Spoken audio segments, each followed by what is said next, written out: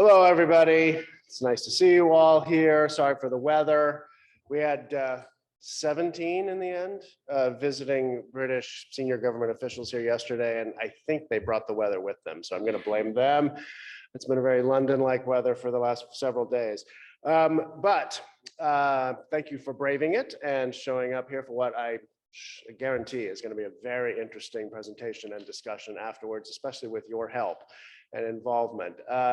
You know, energy security and insecurity, confronting the uncertainty and vulnerability of whether one can pay their energy bills is a large and growing issue at many scales. Today, we're going to talk about the way those factors influence and trouble households in the United States in particular, with the additional complication of what happens when you throw a pandemic into the mix.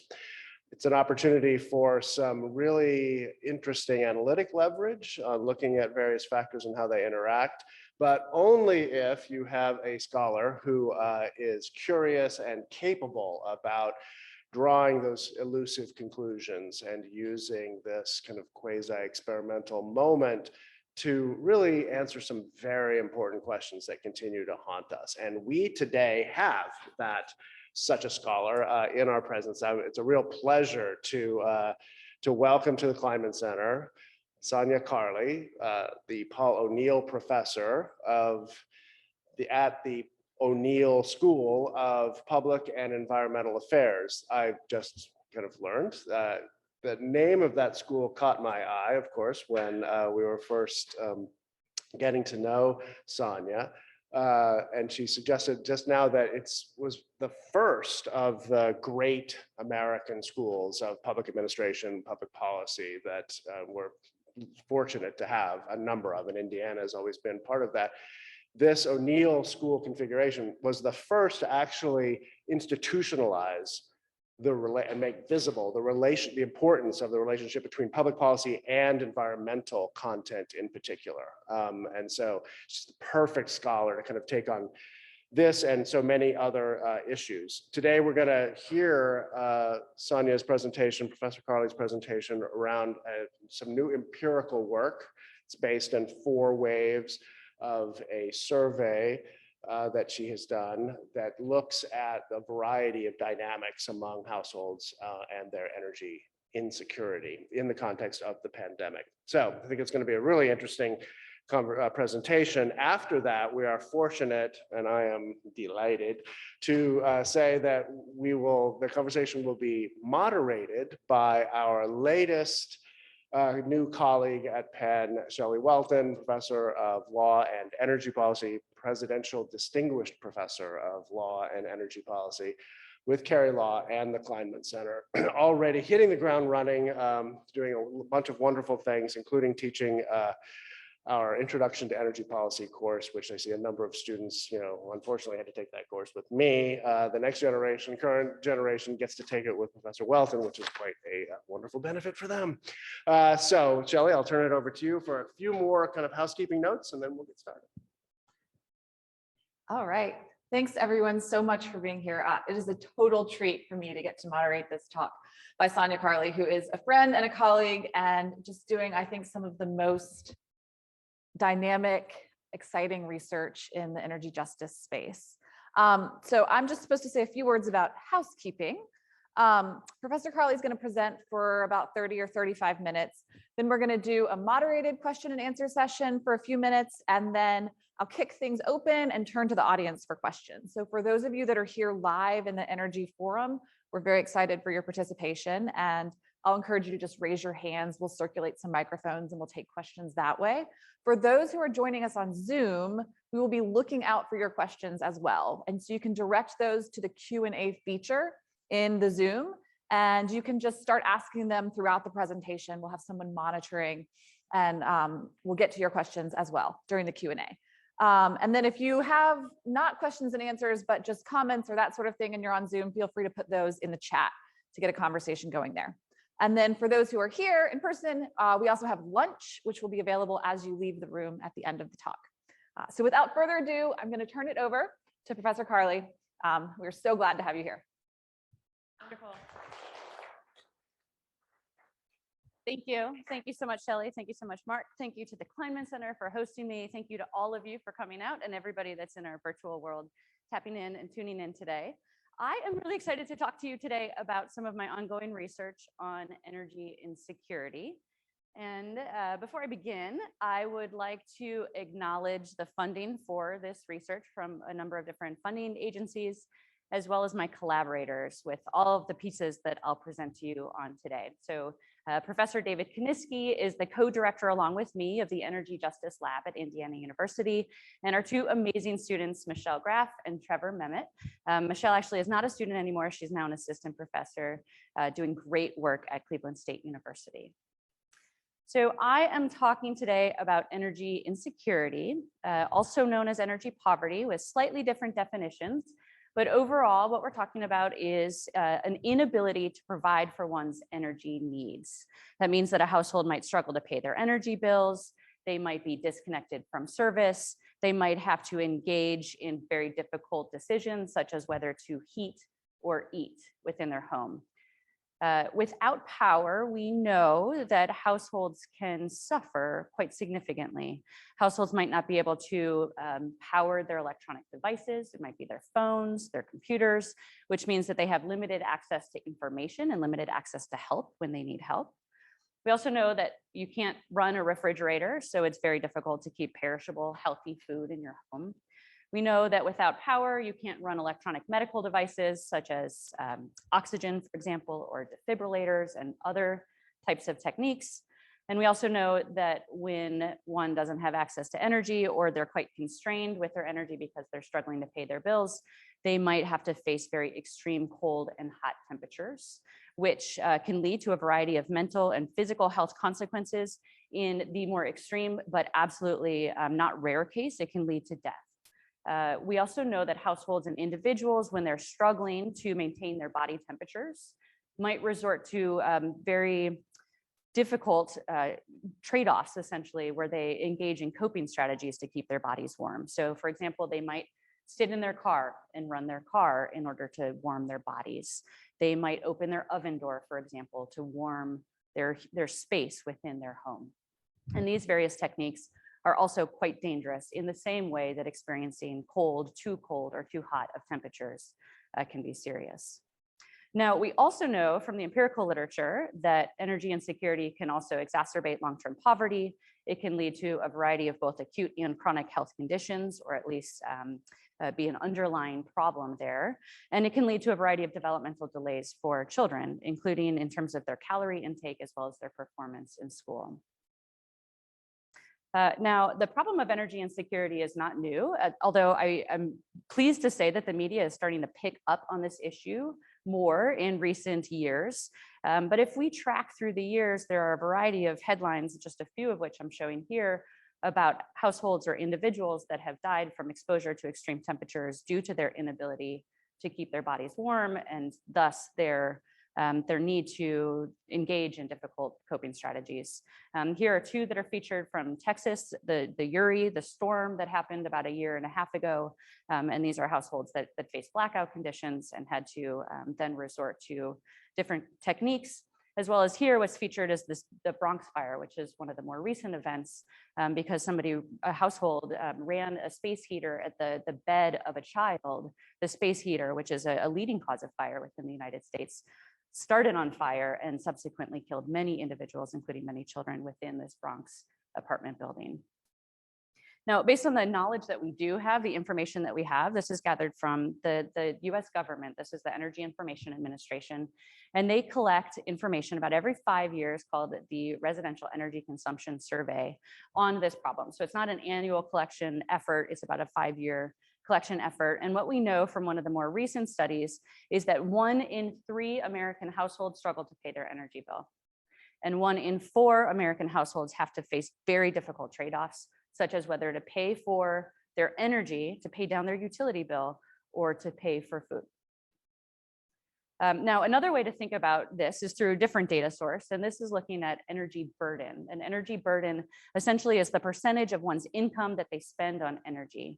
And what this graph shows is that the average American household spends about 3.5% of their income on energy on a regular basis. But there are certain socio-demographic groups across the United States that spend significantly more than that 3.5%. And these also are traditionally marginalized groups or disadvantaged groups. We can see low-income households, for example, African-American households and Latino households are all spending a greater share of their income on energy. Now, these data are very helpful for us to understand the problem of energy insecurity, but they also have some limitations. As noted, they're not collected annually. We can't track trends over time, and they don't always overlap with certain critical events, such as the pandemic. Before turning to the pandemic, though, let me note that the issue of energy insecurity or energy poverty is something that we will only see increasing incidence of over time due to climate change. So with climate change, we will see an increase in the amount of extreme weather events, and with extreme weather events come blackouts. Our RTOs and our ISOs, our utility operators, essentially our electricity operators have to make very difficult decisions in these time periods, such as which households, which neighborhoods to disconnect, and the non-critical neighborhoods. Traditionally disadvantaged neighborhoods often are shed first. We also know with an increase of hot temperatures, we will see an increase in the amount of air conditioners that are purchased, such as what's happening very much on the West Coast right now with some of their hot waves that are coming. And with increasingly hot and cold spikes, we know that this will disproportionately affect particularly disadvantaged households that are already struggling with energy insecurity and really just simply can't absorb the additional costs that they might have to incur as a result of a rising energy bill. Now, our research team identified right at the beginning of the pandemic that energy insecurity might become even more difficult for households throughout the course of the pandemic. Of course, we had no idea what the pandemic would look like at that point, but we suspected that it would be very bad. Here's some data from the very early months of the pandemic, where you can see the distribution of consumption of energy in both the home, the residential setting, as well as the workplace, the commercial setting.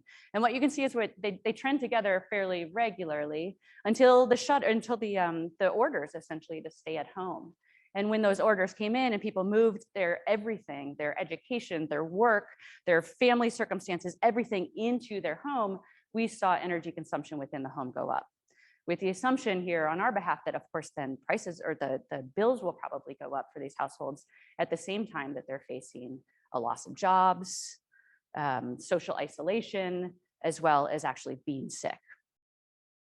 Now, there's no need for you to track the actual states here, but I'm just trying to give a visual depiction of how states immediately responded to this. So states actually also recognize that energy insecurity could be a very pervasive, growing problem during the early time of the pandemic. And so they put in place temporary disconnection moratoria. Now, what this means is they basically told utility companies, you can't disconnect anybody until we tell you otherwise. And so many put it in place in the very early months. So you can see that the majority of states put in place these protections in March. And then over the next several months in blue, you can see the states that then released the moratoria or stopped the moratoria. So for some states, there was a month of protection. For other states, there were 4 months. Some never had it at all. And others, like California, are still protecting their customers. Now, here's a different way of looking at these data. It's a map, and this is showing the size of the red bubble is how long the protection's in place. Of course, California is impossible because it would just be all red, but bear with me with that visual depiction there. We can see who had protections, who didn't, and then who had voluntary protections. So these are the states that said, oh, utilities, please, we ask you, consider not shutting anybody off. But they didn't say, utilities, you are not allowed to shut anybody off. Now, here's data that we collected from the state of Indiana. One thing that was really beneficial during this time, a silver lining, is that many states then mandated utilities to collect data on utility disconnections that hadn't mandated that before. So we can actually go and gather some of these data and look at them to see some of these trends. Now, this is the state of Indiana. This is a piece that Shalonda Baker and David Kaniski and I wrote together, urging the government to consider a national moratoria. And we use these data to show a few things. One, during the moratorium in Indiana, not all utilities listened. So it was a mandatory policy, but you still see during these months, the months of April through August, when the moratorium was in place, you can still see that there are some utilities that are disconnecting people. Also, note the trend line after the moratorium was released. It goes way up, right? So a lot of people over this time were collecting debt. They were still facing the same degree of material hardship. And then once the disconnection moratoria were released, then the utilities went and found those additional customers, and they were subsequently disconnected. Now, the work that I'm going to present today, I'm asking 4 different questions, and this is based on empirical work, on work that we've published, and one that's in a working draft state. And these are all about identifying the problem of energy insecurity, really getting at the heart of it, thinking deeply about households are dealing with these circumstances, and thinking about those moratoria that were in place and how we can improve them going forward. So the 4 questions that I'm asking and that I'll present to you is, how prevalent is energy insecurity and what are the predictors of such? Are these one-time events, or is it possible that energy insecurity is a reoccurring problem for households? How do households cope when they are energy insecure? And 4th, did the protections that were put in place during the pandemic actually work? So allow me to walk through it. Before doing so, a few notes. One is this builds on conceptual work and foundational work that's been done in a variety of fields, including on the specific topic of energy insecurity, thinking about public health, on the topic of material hardship, and on the very growing and robust body of work on energy justice. So the research design that we employ in this study is a 4-wave, as Mark noted, it's a 4-wave survey design. So we essentially created a survey, and we found approximately 2,000 households that are defined as low income. They're within 200% of the federal poverty line. And over the course of the year, we tracked these households with the same survey at multiple points in time. So you can see the first survey we administered in April and May of 2020, so soon after the stay-at-home orders began. The second one was in August. The third was then in January of the next year, and then the 4th was in May, and exactly a year later after we first spoke with these households. So we have 4 different waves that I'll present, but we also, every time we went back to these households, we asked them questions about every month that had transpired. So in the results that I'll present today, some of it will be at the wave level and some of it will be at the month level. Our survey design, a little bit more about it. It was administered online, and when it was administered by a company called YouGov. So when somebody actually doesn't have power or they don't have an electronic device, YouGov works with them and actually provides them with devices to ensure they can actually take the surveys. This is a nationally representative sample of those households within 200% of the federal poverty line. So as I present these percentages to you, you can note that they refer back to the broader population of low-income households. We have survey weights that are included in all of these results. So I don't actually talk about the weights, but just know that all the results I present are inclusive of weights to make sure that it's nationally representative. And then I'll also, at various points, talk about some of the interviews that we conducted. So for those households that had been disconnected over the course of the pandemic, with many of them, we actually had interviews after the fact to identify what they experienced, to talk to them about how they interacted with the utility company, for example, how they coped, what they did.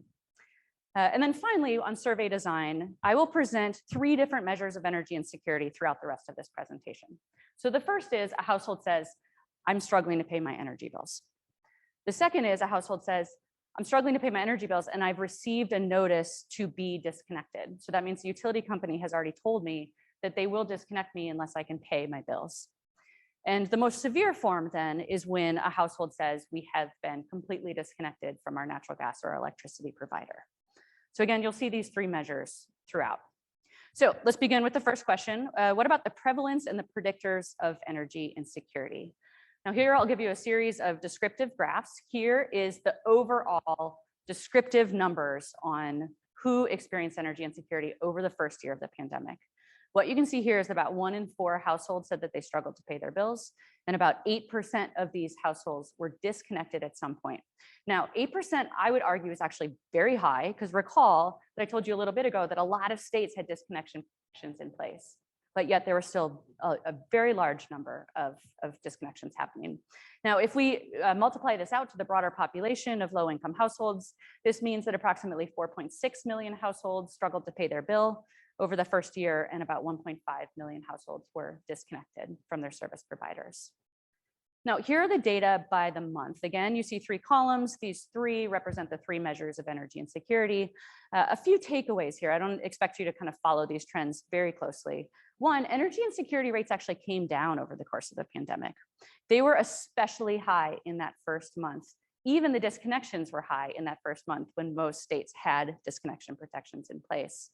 2, you actually see it bounce around a little bit. And here I'll argue that some of the bounces that you can see have to do with seasonal effects and have to do with stimulus money that was provided by the government. So here in blue, we see the summer months. We can see that energy insecurity started fairly high and it started to drop with some undulations. Here we can see the fall months, where towards the end of fall, energy insecurity incidence starts to rise a little bit in the colder months. I'll also note that this is oftentimes when the government has already run out of assistance to help households pay their energy bills, a point that we can come back to. Here are our winter months, where we can see some movement going up and down of energy insecurity. And here are our spring months, where in the first 2 indicators, we see a decline, and in the last indicator, we see an uptick in disconnections.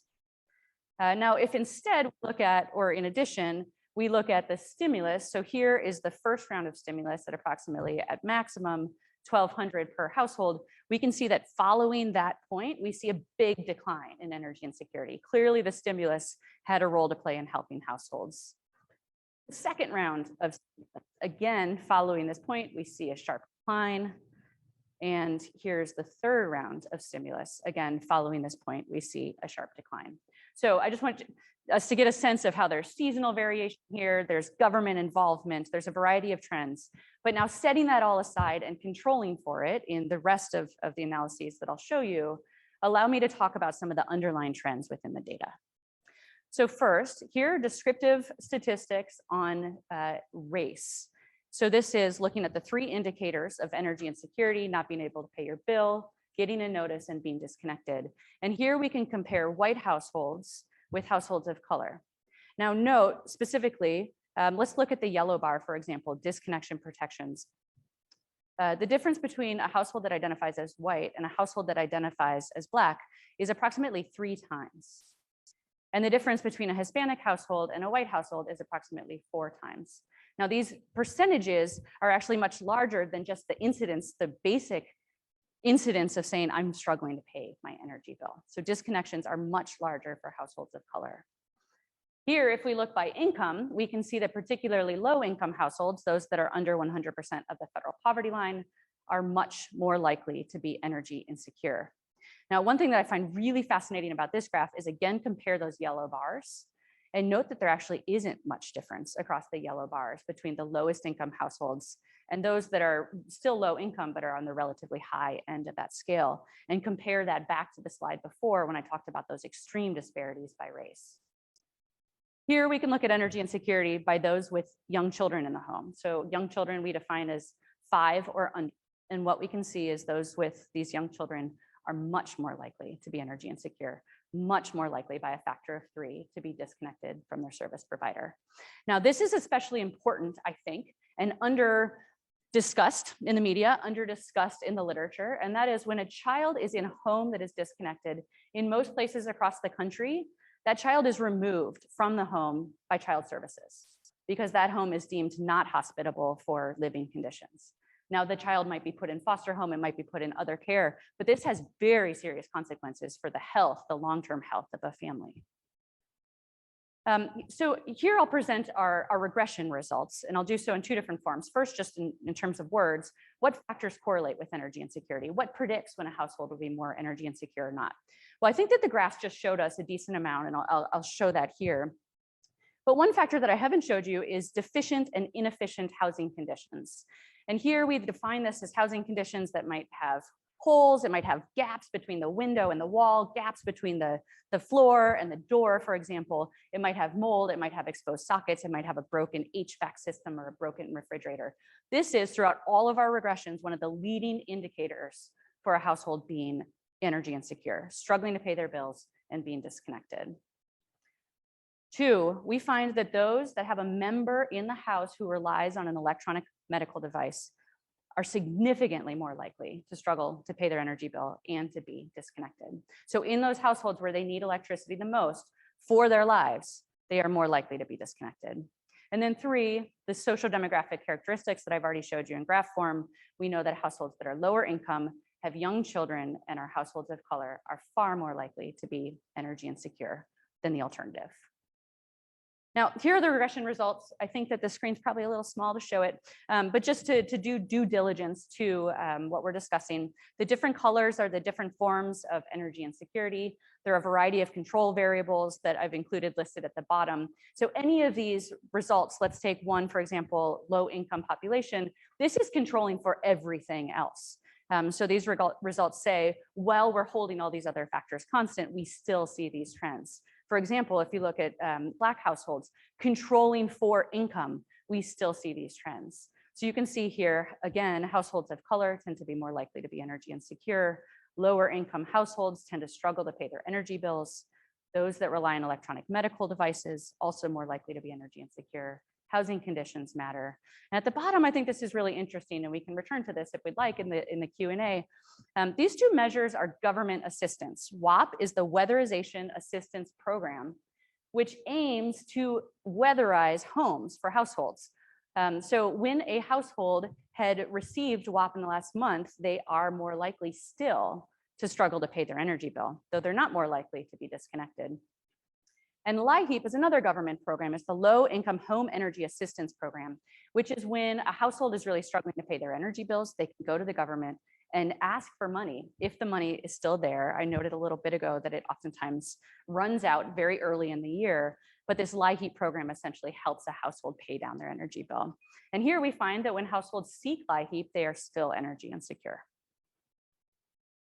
So moving on to the second question, are these single occurrences? When a household is facing these conditions, is it just a one-off thing? Or are households routinely facing the same conditions of energy insecurity?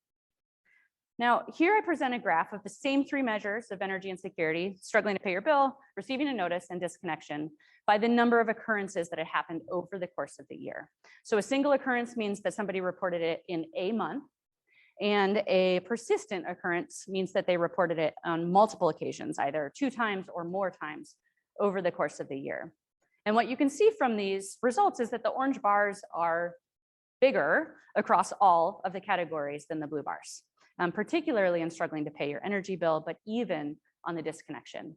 So what this means is that households that face energy insecurity tend to do so on a reoccurring multiple time basis.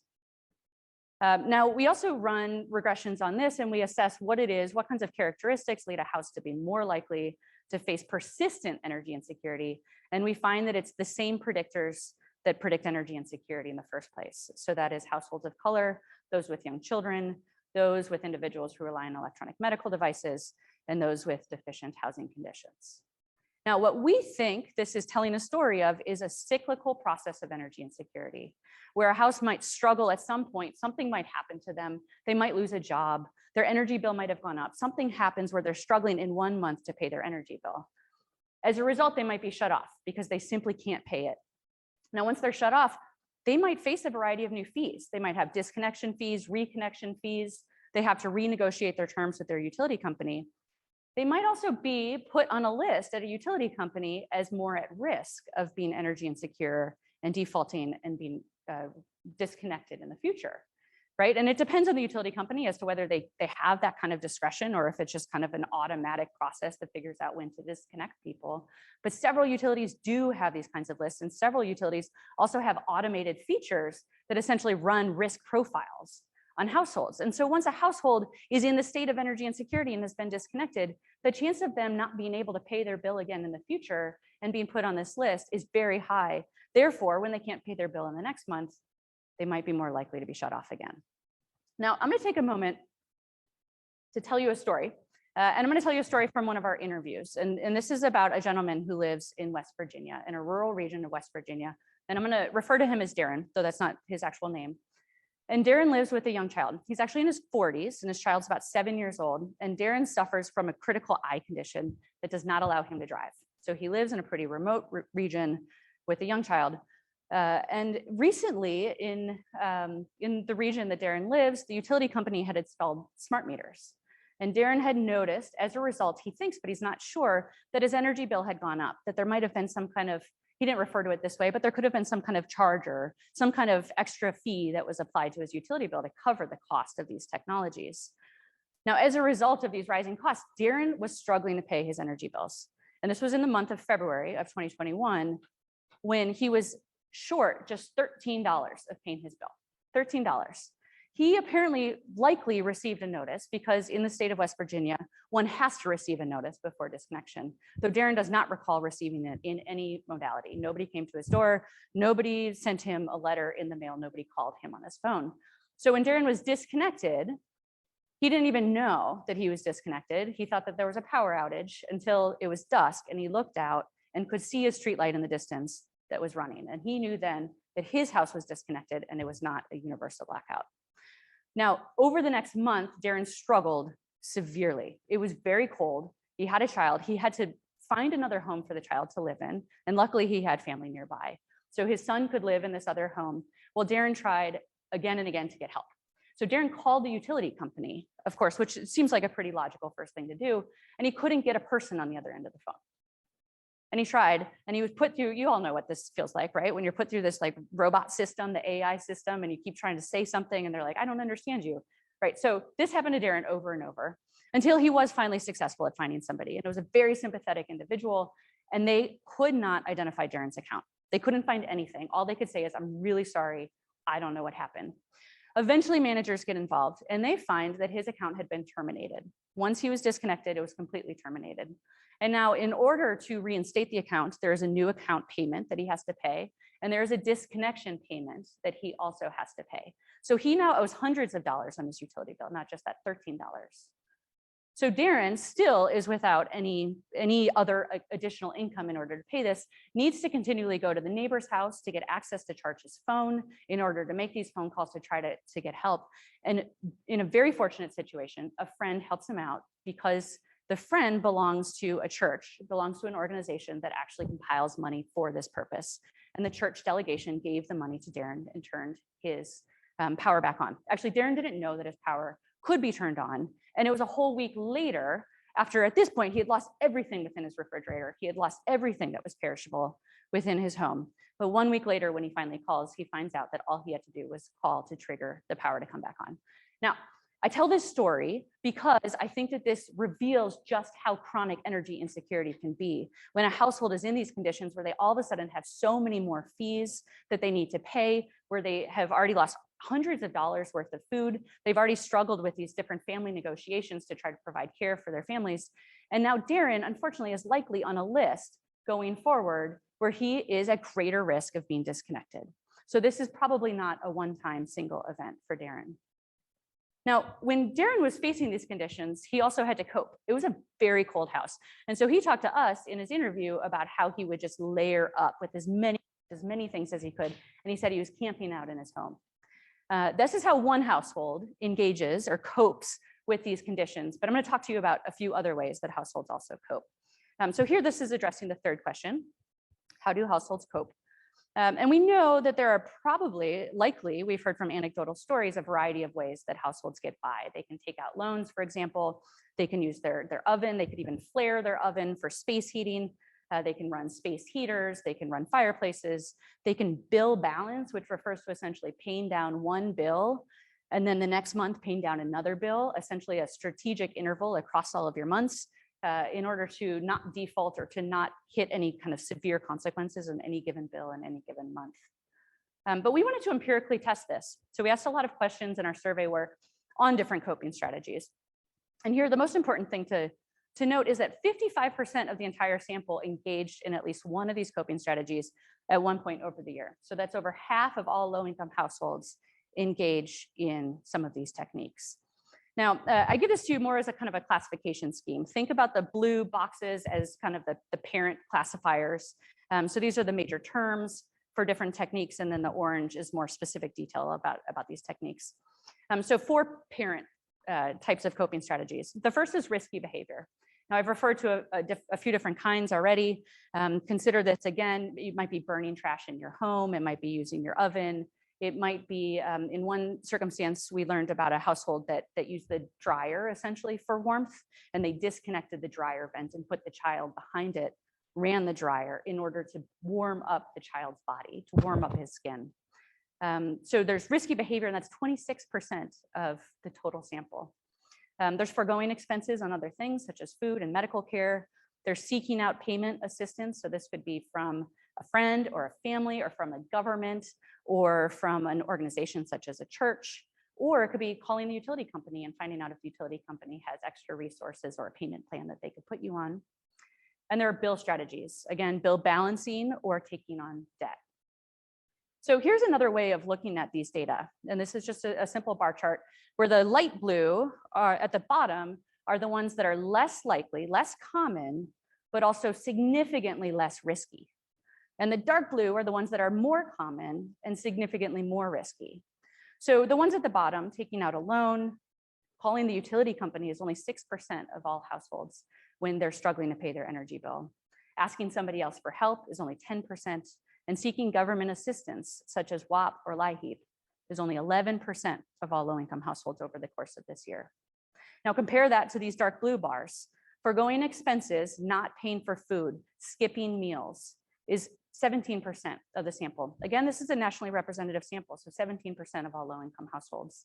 Bill balancing is 18%, engaging in risky temperature behavior is 26%, and accruing debt is 27%, which is why we have a major, major problem when it comes to debt in utility bills, but also debt across a variety of other bills within the United States. Now, here I'll show you just a few of the regression results in a different format. So the question here is what's predicting coping strategies. These are based on linear probability models with confidence intervals, which are the bars. And we can see here just for interpretation that anything that's touching that red line is not significant. Anything that's farther away and not touching that red line is statistically significant. And how far over it is the marginal effect. So a few key takeaways here. One, households that were previously energy insecure are more likely to engage in coping strategies. So that is, if last month you were unable to pay your energy bill, or any time over the past 2 years you were disconnected, you are significantly more likely to engage in one of these strategies.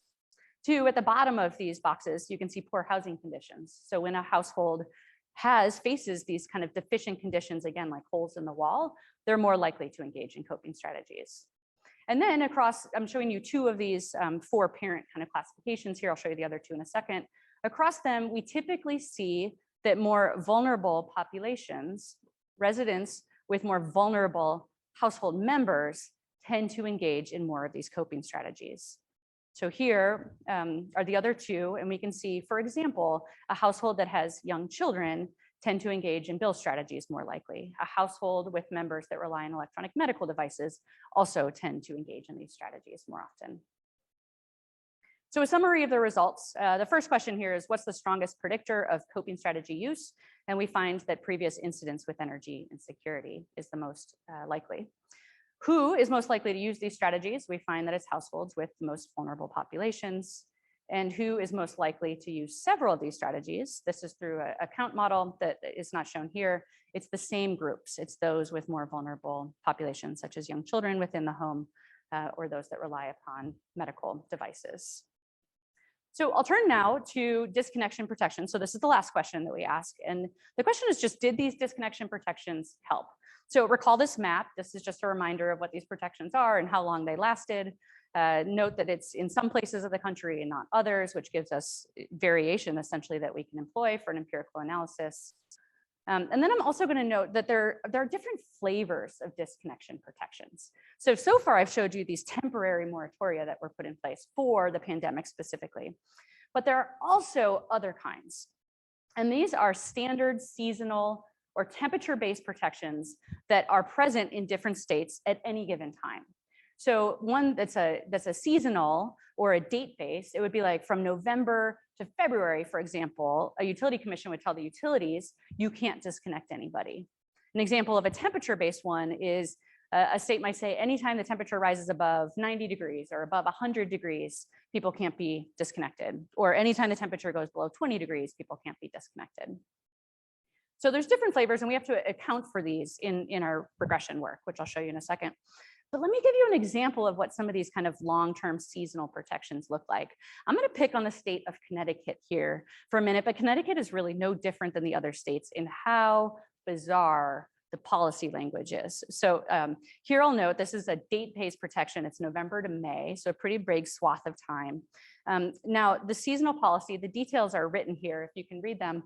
I've probably read this 30 times at this point, and I still can't understand what it means. So if I'm a household that's trying to figure out if I'm protected, I don't know. So here, I mean, it's talking about you can't be disconnected during these dates, even if you owe the utility company money, except if the gas heat service was provided during the prior winter based on, quote, hardship, where I don't know what does hardship mean. And then the service was turned off during certain months. And then you have to pay 2 different amounts and you have to figure out which one you fit into. I mean, this is just really confusing. It is really hard for me, if I'm a Connecticut resident to figure out if I'm actually protected or not during these months. And then let me point these things out. This isn't based on confusion. This is just based on the difficulty, the administrative, the personal burden of trying to prove these things, right? Customers must apply for, quote, hardship protection at the utility every fall. Well, how am I supposed to know that I need hardship protection? And what does hardship protection mean?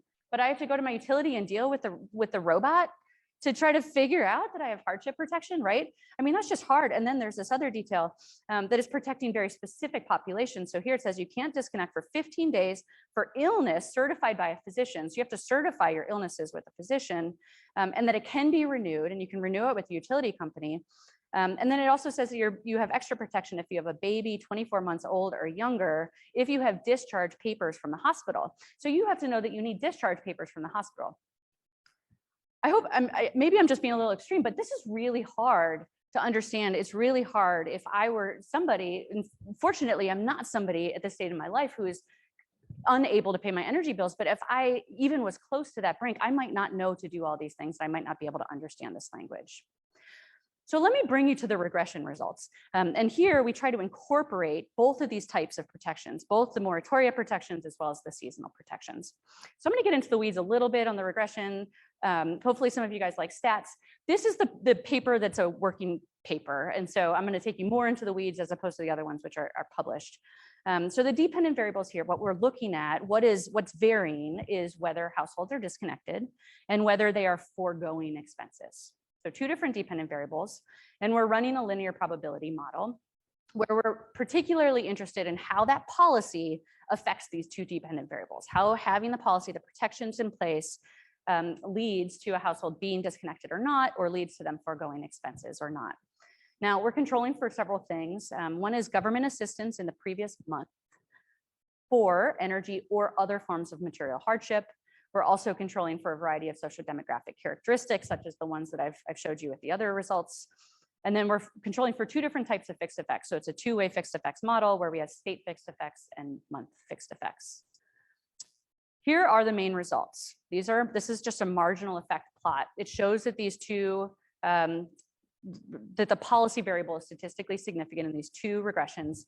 And in short, it says mandatory protections reduce the likelihood of utility shutoff by 2.4%.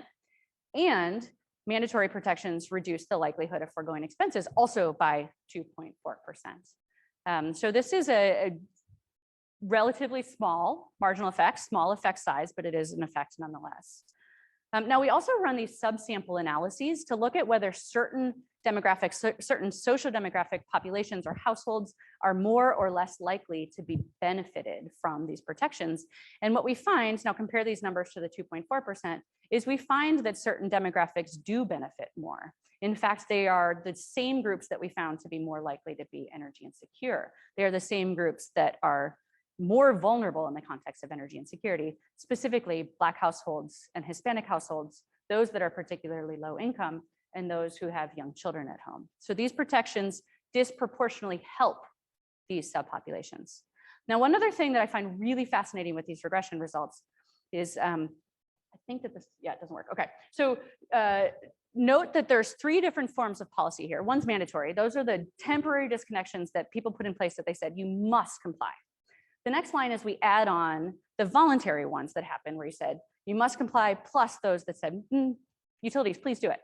And then the third is adding in the seasonal.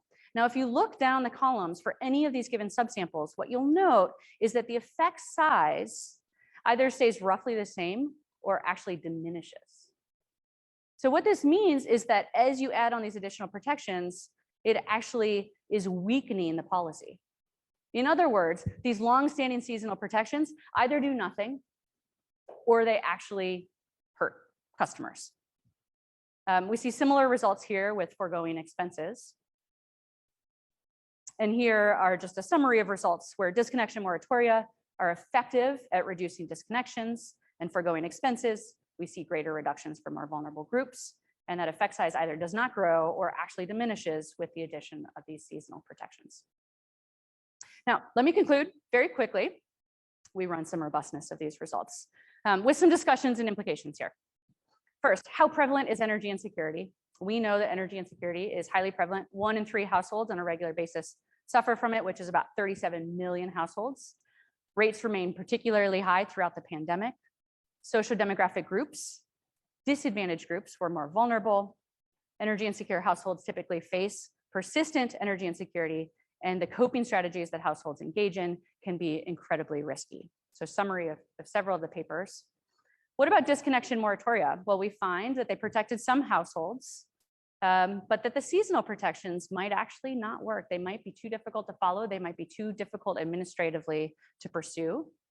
And this leads to a variety of ways that we could improve ongoing disconnection protections, which is something that our research group is thinking very deeply about. We need to think about climate change, evolving temperatures. We need to expand coverage for particularly vulnerable groups that I've talked about that are facing these persistent rates of energy insecurity. We need to provide additional information, clear information on the protections so that individuals know where to go to actually access the information of how they're protected. And we need to ensure that all customers are given the same benefit of treatment. We're not limited to disconnection protections. In fact, there are a variety of other tools and techniques that we can use from a government perspective. I think that so many of these results highlight how important it is to have homes that are efficient and that are well sealed. So expanding weatherization programs well beyond kind of the woeful underfunding that we have currently of the WAP program is important. Also expanding emergency relief for paying bills is important. And I would argue that we need to think also preventatively about energy insecurity. We need to think about how to provide resources to households so that they can not enter the chronic state of energy insecurity. And to do so means giving them extra energy autonomy. And that might necessitate community solar, for example. It might necessitate giving solar residential, expanding energy efficiency opportunities, and a variety of other more kind of preventative techniques. So with the last slide, I'll just give an indication of what this might look like. I would argue that we need to think more holistic. We need to think beyond just energy policies. We need to think preventatively across all stages of energy insecurity. So here's just 4 different ways that we can use policy levers essentially to address this problem.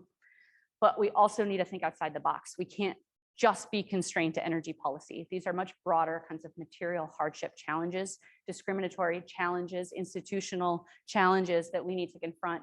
And in so doing, I would argue that we need to think deeply about our housing policies, our rate design, about our climate policies, mitigation and adaptation. What do we do in the face of extreme weather events, for example, to help vulnerable populations, to help entire communities? We need to think about how to build trust between households and utility companies, because right now that trust is not particularly strong. We need to think about legal services that we can provide, and we need to think about other kinds of social assistance and how to use other social assistance, such as, let's say, assistance for food or assistance for healthcare in a way that can overall address material hardship and thus also address incidents of energy insecurity. So with that, I will turn it to questions. I'm sorry for going quite long. Thank you. Thank you.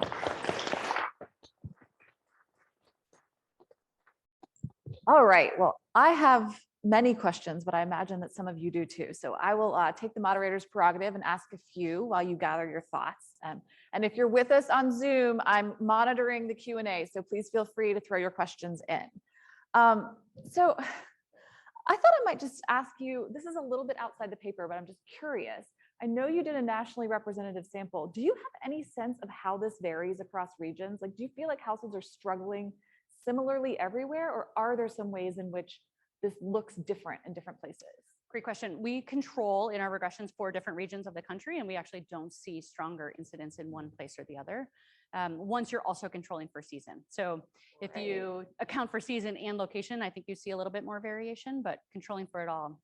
And so if you were to think seasonally about this, is it the case that we would see the Northeast start to struggle less under climate and the South struggle more? Where you would have more extreme incidence of climate change, I think is where we would see more, as well as wildly fluctuating or growing costs of energy service provision, right? So there's certain regions across the country where we're seeing electricity prices grow astronomically. And in certain states, we are experiencing that too. So I would think that we'll see more going forward as those prices happen. So I want to sort of like geek out about where my work hits your work for a minute, if that's okay. So, I think a lot about public utility law and the space that exists to be sort of dynamic and creative with public utility law. I think it's hard for commissions to understand what their options are in this space, right? So we have these public utility laws, they're supposed to charge just and reasonable rates. The convention has been that means you charge the same rate to every residential consumer. And I'm just wondering, what kind of space do you think there is in the rate design framework, the public utility law framework more broadly, to maybe be thinking more acutely about energy insecurity? Do you think there's room for creativity here? I think there is immense room for creativity when it comes to rate reform.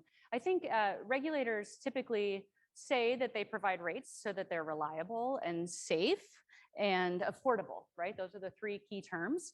And they will defend their rates according to those lines. But I would argue that any rate that is in place is already an equity and a social and a political decision about what that rate is. And so I think that the challenge then is for utility commissioners to think about how equity could enter, how rates could be redesigned, for example, to help certain communities, to help certain households, and to think about just let me say this. I think that within all of our spaces, equity is an issue that is like a pair of glasses, that it is the first thing that we can look through. And then we can have any number of other criteria. Our criteria could be affordability, it could be safety, but if equity is our first lens, then it dictates what we even put in the choice set. So I think that as regulators, we wear those glasses, we're able to think a little bit more broadly about our rates. That way of framing it. Yeah. Okay, so a forward-looking question. I think you can't talk about this space right now and not talk about the Inflation Reduction Act, right? So like, AKA a big climate bill masquerading under a name that Manchin would accept. So, I've heard so much enthusiasm about what this bill is going to do for clean energy and the transition and really pushing us towards a grid that's a grid of the future. And I'm just curious, do you have thoughts about how you think the IRA is going to intersect with energy insecurity? Like, do you think its approach to the transition is also going to help with this problem, and how maybe? That is a really good question. I think that it could go anyway. I think the devil's in the details of implementation. There's a lot of money in the IRA that is devoted to traditionally disadvantaged communities. So Biden administration has the Justice 40 initiative, which aims to put 40% of all incentives, all resources for clean energy toward traditionally disadvantaged communities. And so this is baked into the IRA as well. In this way, we could see some improvement. One of the tools that's used for the Justice 40 initiative is looking at energy burden. If you recall, that's kind of the percentage of one's income that's spent on energy. And so the government is tracking this, and it's part of their broader portfolio of thinking about who is traditionally disadvantaged. Therefore, there is money put aside in the IRA that could help these communities, and they could actually be targeted. I think it's important to also remember that there's an bipartisan infrastructure act as well, and there's a variety of other policies that have been passed, such as the CHIPS Act, which is thinking about supply chains and thinking about batteries. And so there is this growing mass of different policies that are on the horizon, all of which will have a Justice 40 component. But again, then the devil's in the details. How much does this go toward energy insecurity versus going towards infrastructure expansion, for example, in other regions, or towards a variety of other different kinds of things that they could invest in? So something to be tracked. Yes, very much so. Okay, that brings me to another question that I want to ask. Yeah. You hinted at this in various places in your conversation, that there's there's limited data, there's like some longitudinal data, but not that much and not collected that often. I wanted to just invite you to talk about sort of what you've found about the data on energy insecurity. What's there, what's lacking, what do we need to really be able to get better visibility into this problem? Sure, yeah. So the government, as I noted, tracks energy insecurity through their REC survey, the Residential Energy Consumption Survey. And since our project started, we now have the US Census, the Pulse survey, which is tracking on a monthly basis incidents of energy insecurity, though not at a particularly geographically local scale. But this is a positive development. And actually, we worked with legislators to help them with this Pulse survey and help them with some of the questions. Where we're still missing a lot of information is on the disconnection protection side. So as noted, households often don't know what policies are out there, how they are protected. They might not know how to get into like Lexis Uni, for example, and look up their regulations and what's protecting them. And then also on the disconnections, who's actually been disconnected. We get at that with our survey work, but we don't actually have geographically specific connected to the utility levels of disconnection. So what our team is working on actually at the Energy Justice Lab is building a dashboard. And it's a public, user-friendly dashboard where somebody can go and choose what parameters, what years, what month, what utilities they want to look at, and it will pop up and show you the utility data as well as the policy protections. And we're doing this with a team of amazing graduate students, including data science students and law students and public affairs students, to essentially scrape the web and pull it all together in one place. Very cool. So we'll see that soon. We hope to see it maybe January is our hopeful rollout. Okay, I'm going to open it up in a second. I just want to one last question for you, which is to invite you to talk a little bit about how this work in particular fits into the broader theme of energy justice that I know you've been thinking a lot about from several different angles. So how do you see this conversation around energy insecurity and energy poverty in particular relating to a lot of the broader themes that we're seeing about issues like just transition or siting of clean energy infrastructure? Yeah, thank you. So our energy justice lab holistic view of energy justice. And when we're thinking about the energy transition that we are in right now, we consider the just transition elements, the traditional fossil fuel communities, for example, that might lose their jobs and lose their tax base. But we also are inclusive of these other forms of energy injustice and thinking about the distributional justice, the procedural justice, and the recognition justice, all of these aspects of our energy systems, past, present, and future. And that is inclusive of energy insecurity, right? So as we transition, as our energy systems transition, we will experience changes in energy prices, and energy insecurity is likely to get worse unless we're very mindful and deliberate about addressing it. So I see it as one package, very much so. Mm-hmm. Okay, I open it up. Who has a question? Over here, please. And I think we're going to wait for a microphone to come around, I think, just so everyone can hear you on the web. Hi, thanks. That was a wonderful presentation. Will your energy dashboard be for use only in Indiana, or will it be national? It's national. Yeah, it will be hopefully international as well. Anybody can use it. You want to just walk around, Bill? I trust your microphone distribution skills. Hi, thank you for the talk. I'm actually studying in the Smart Cities program at the city planning at Weizmann. And I had a question around the smart meters that you mentioned.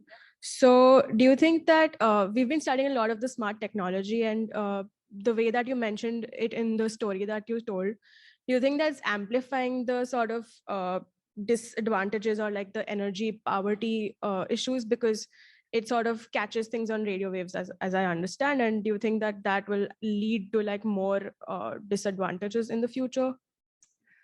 I think that technology has to be done right. I think from an energy justice perspective, both energy access as well as clean technology access should be universal.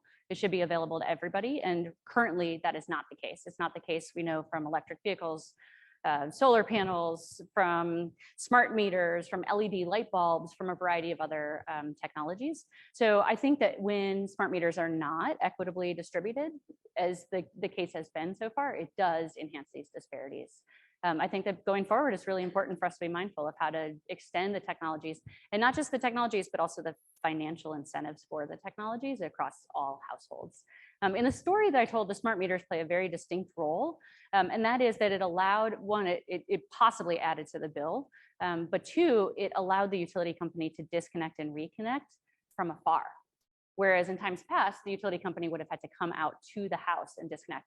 So it further enhances or exacerbates the kind of mistrust issue that's happening between households and utility companies, where now they just think, well, the utility company can just control me from afar without even putting in extra effort.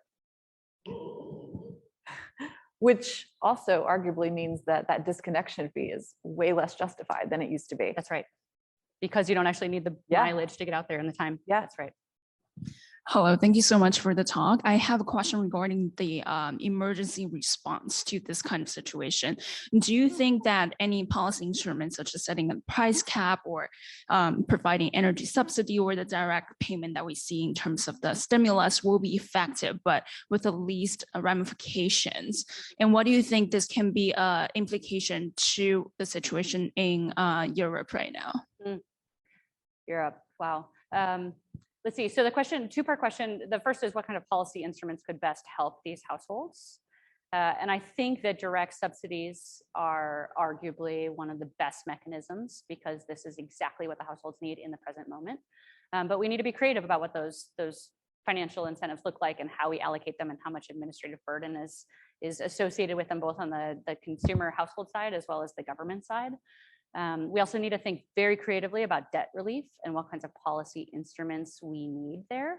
And I don't have a good answer, and neither do everybody around the country that's working on this issue right now. Like in California, so much debt has accumulated from those households being protected over this entire time period. So I think that there are a variety of policy instruments underexplored as to what exactly is the best mechanism and at the best time. Second one, Europe. So Europe's situation is such where the cost of energy is going up so significantly that people basically overnight have a bill of $5,000 that they owe.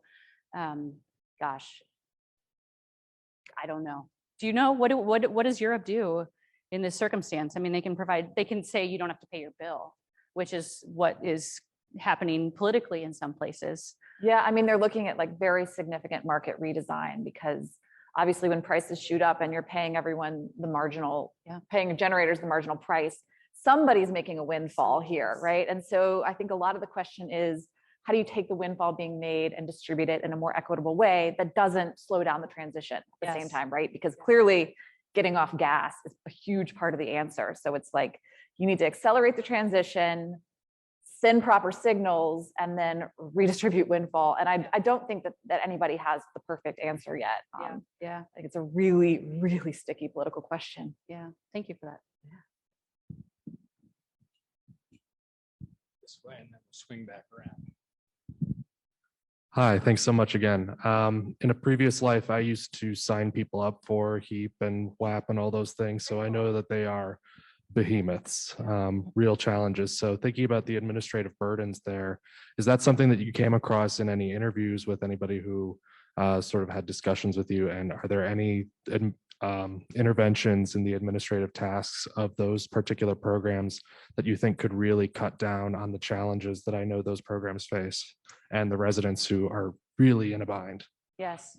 Yeah, so these two programs, the LIHEAP and the WAP program that I mentioned, are very difficult to administer. They require a lot of money to administer on the government side, but then they're also very difficult for the household to know they exist, know how to access that money. And so sometimes households, they'll have to take days off of work, and they'll have to take a bus or a car to a facility to file the appropriate paperwork. And they might need to have doctor's notices, for example, or they might need to have other paperwork. So the administrative burden goes on both ends. They're both woefully underfunded. So the need for this kind of assistance way outpaces the actual money that's sitting there. So the question is how to reduce the administrative burden. And here, actually, I'll put a note in for my past graduate student, Michelle Graff. Her dissertation was entirely on administrative burden of the LIHEAP program. So check out her research. But some of the things that I understand scholars are working on in this space are thinking about how to streamline the program so that they can just identify households that are most likely to be energy insecure based on actually some of the kinds of metrics that we pull from our work. You could also streamline it by pegging it to other social assistance programs. So if you qualify, let's say, for the SNAP program, then you might automatically qualify for LIHEAP and they can reach out to you. Utility companies can be good partners in this. They can identify their more vulnerable households, those that are struggling to pay their energy bill, and provide that information to the LIHEAP or WAP office, for example. We can also just put a lot more resources toward these programs. Yeah, great question. Thank you. Thank you for the talk. I wanted to ask about disconnection clusters. So I was wondering if you see that in areas where people are already energy insecure and they're like marked inside a file as not being able to pay their bills, do you feel like you see larger amounts of disconnection within those areas, like generally? We don't have the data to address that very specific question, unfortunately. But I will tell you what our data do reveal.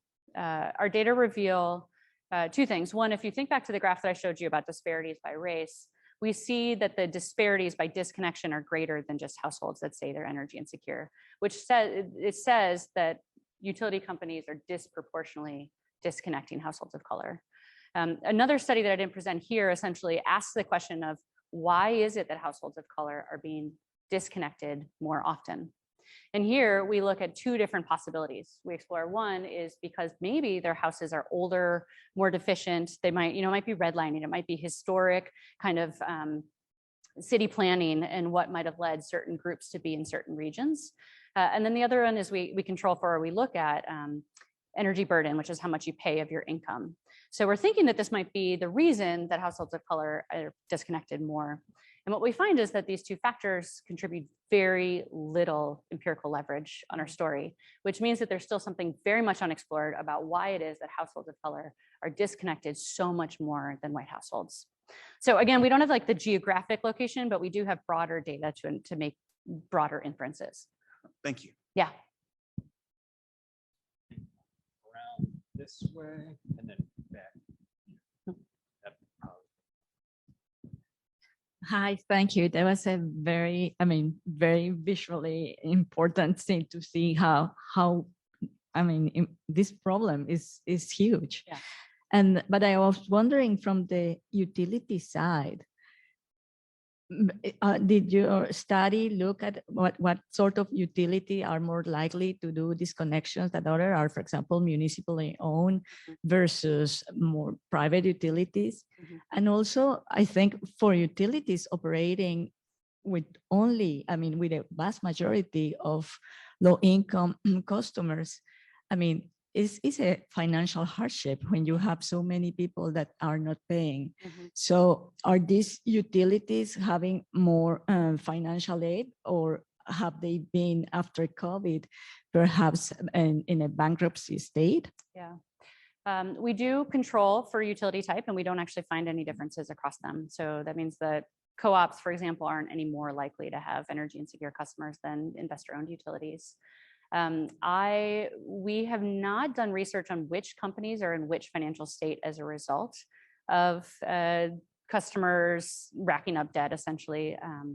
But I do know anecdotally that it is quite a problem for some utilities, that they really are truly struggling to help their customers and overcome essentially the debt that they are then accruing because of their customers' needs. Okay. So will I be wrong if I say that this energy insecurity is because of the disbalance in demand and supply? That would be correct to say, right? That there's a disbalance in the demand and supply of energy. I think we could say that on the customer level, So that there's more demand than. So my question is like, so looking at a more broader solution to the problem of energy security, should we not put a cap on the bigger consumers or the biggest consumers and almost force them to shift to renewables so that the energy costs could go down? Because it's hard to increase the production or the production of energy, but then we can put a cap on the non-renewable sources of energy production and almost force the biggest consumers to shift to renewables so that. Do you think so? I don't know that it makes sense for us to force our utility companies to switch just for our consumers to avoid energy insecurity. I think that encouraging it through incentives is a good idea. And providing incentives that might attract some of the biggest polluters, I think, is also a really good idea. Thank you so much for your wonderful talk. I had a small question about when you talked to us about disconnection rates across the pandemic. I wanted to ask you what the rate of return after disconnections were. How many households after losing utilities in their household were able to come back, and how is that something that we could possibly measure over time? I see that you said that, you know, in certain phases, according influenced by government policy or influenced by what was happening around the world with the pandemic, disconnection rates reduced or increased. But is this new disconnections, or is this households that have a persistent problem of disconnections, or is this a house that are households that were disconnected and not at all connected afterwards? What happens to them in this sort of study when you measure them? Yeah, really great question. Again, this is a data limitation, and this one is our data limitation, that we only have 1 year of data. So we could ask them about previous conditions. We actually asked them about the year before and what they did the year before. So we have basically 2 years of a snapshot in time. So we couldn't answer those kinds of questions.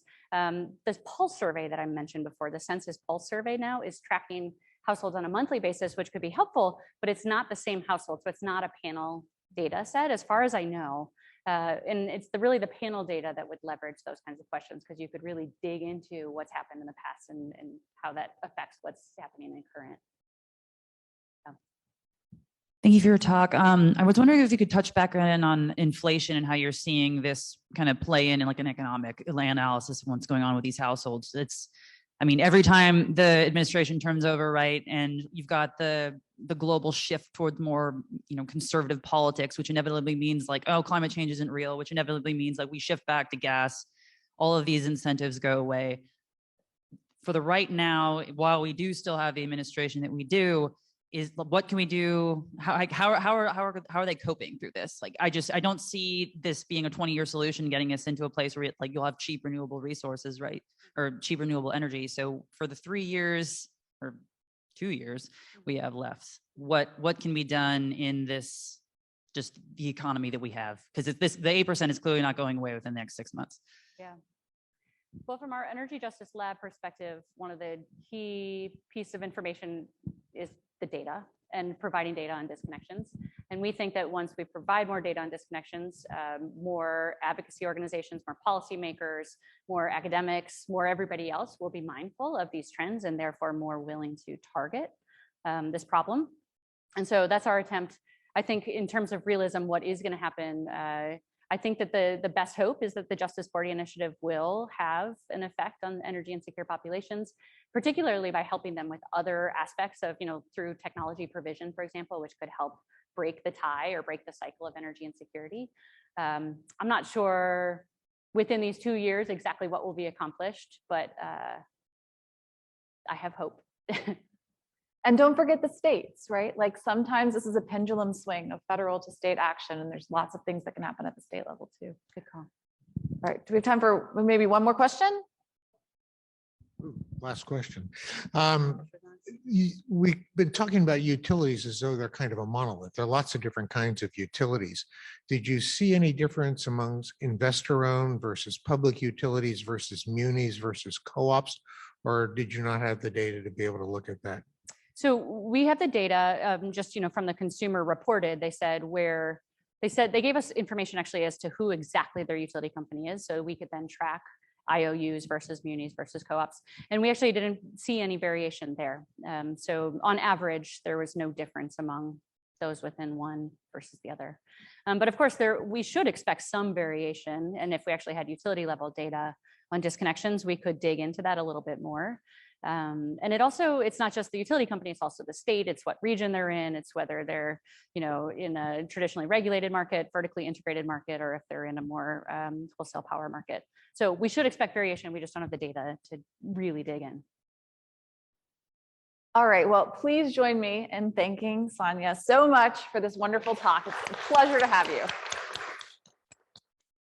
And thank all of you for being here. Bon appetit. Get to carry my, look at this, it actually moves with me. I love this thing. It doesn't quite fit in my pocket though. So thank you both. That was a fantastic discussion. Thank you all for great questions. Couldn't do, can't do it without you. Is this going to be, it's probably on this piece of paper I'm supposed to be referring to, but I'm going to just ask Bill because he's standing there. Will this be recorded and available for? Available tomorrow. That's great. All right, terrific.